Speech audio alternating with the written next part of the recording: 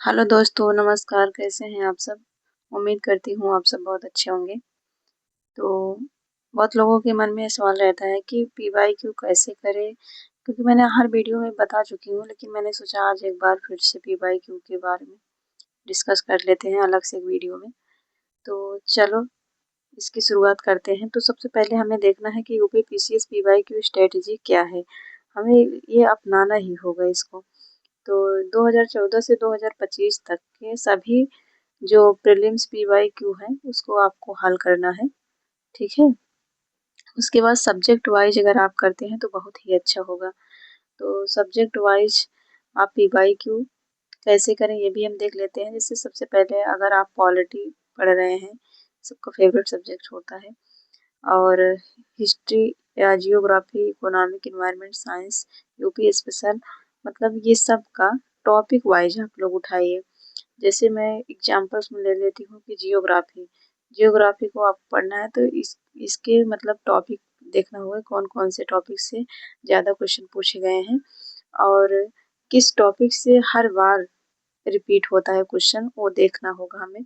तो जैसे हम इसको देख लेते हैं कि जो एग्जांपल्स में जैसे ब्रह्मांड, ये तो हो गया विश्व विश्व भूगोल का है ये।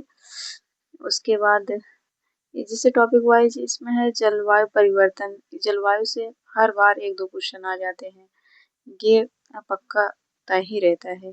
उसके बाद जैसे मृदा से भी क्वेश्चन आ जाते हैं। उसके बाद अक्षांश और देशांतर से भी पूछ लेता है स्टेटमेंट वाइज में। तो इसको आप लोग देख सकते हैं ऐसे करके। और इकोनॉमिक में आप जान रहे हो कि राष्ट्रीय आय बहुत इम्पोर्टेंट है, जो कि हर बार एक दो क्वेश्चन आ जाता है। और साइंस में ऐसे आप टॉपिक डिसाइड कर सकते हैं और सिलेक्टेड टॉपिक पहले आप सिलेक्ट कीजिए। उसके बाद उसको मतलब रिवीजन करने के बाद पीवाईक्यू उठाइए और अच्छे से उसको करते जाइए। तो आगे देख लेते हैं कि हर प्रश्न को कैसे देखें। तो सही उत्तर क्यों सही है, बाकी विकल्प क्यों गलत है, इसके भी बारे में जैसे हम पीवाईक्यू जब लगाते हैं तो उस पर डिस्कस करना चाहिए कि जो क्वेश्चन सही है उस क्वेश्चन में जो दिया है क्वेश्चन वो सही है, तो और जो स्टेटमेंट है जैसे चार ऑप्शन रहता है तो वो और गलत क्यों है, या और जैसे एक स्टेटमेंट गलत है तीन सही है तो उस पर डिस्कस कीजिए कि वो गलत क्यों है। ऐसे करके आप बहुत अच्छा क्लियरिटी ला सकते हैं। तो इससे आपका नॉलेज भी ज़्यादा बढ़ेगा और सॉल्व करने की क्षमता भी ज़्यादा बढ़ जाएगी और आपको कॉन्फिडेंस आएगा सॉल्व करने के बाद, ठीक है। और देख लेते हैं अगला कि बार बार आने वाले टॉपिक्स को अलग नोटबुक बनाएं।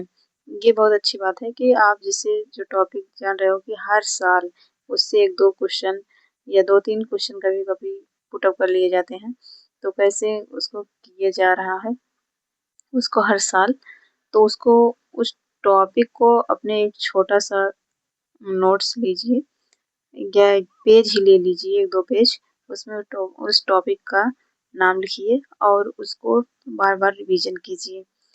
और फिर है पांचवा पॉइंट, एक ही पीवाईक्यू कम से कम 3 बार रिवाइज करें आप।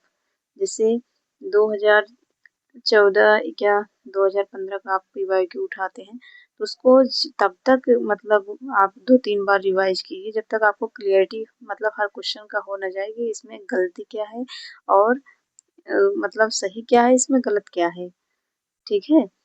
तो अगला पॉइंट है हर रविवार 2 घंटे में पूरा पीवाईक्यू पेपर समय सीमा के साथ हल करें। जैसे इसका मतलब है कि जैसे आप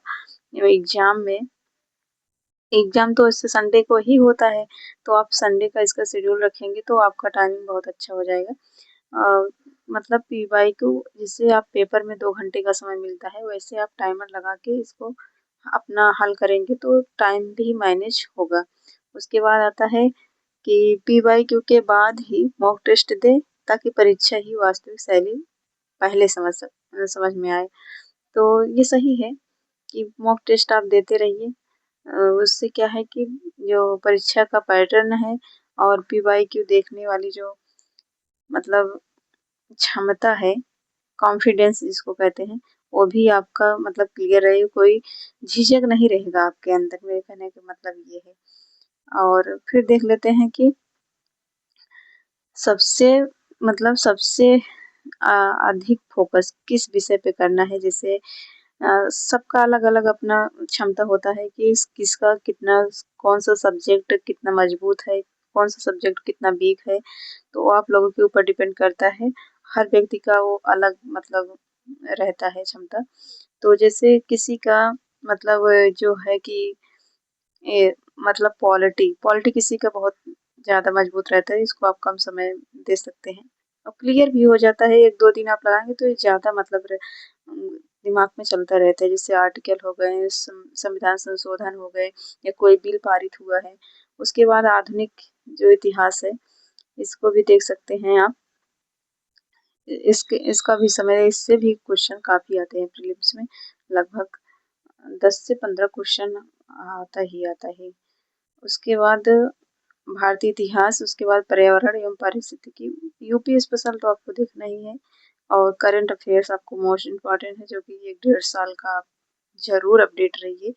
तो यही रहा आज का टॉपिक। तो वीडियो कैसा लगा आप लोग कमेंट बॉक्स में ज़रूर बताइएगा। धन्यवाद आप सभी का वीडियो देखने के लिए। आगे कौन सा वीडियो बनाएं ये भी आप लोग कमेंट कर दीजिएगा। आप सभी का धन्यवाद।